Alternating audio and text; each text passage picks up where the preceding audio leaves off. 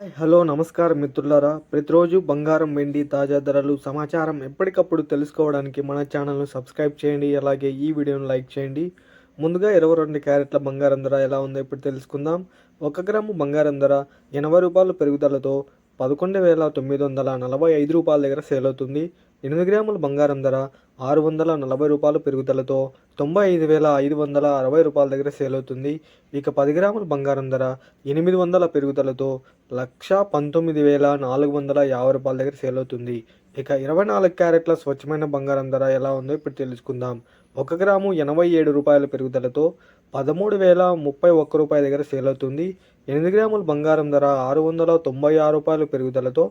1,04,248 దగ్గర సేల్ అవుతుంది.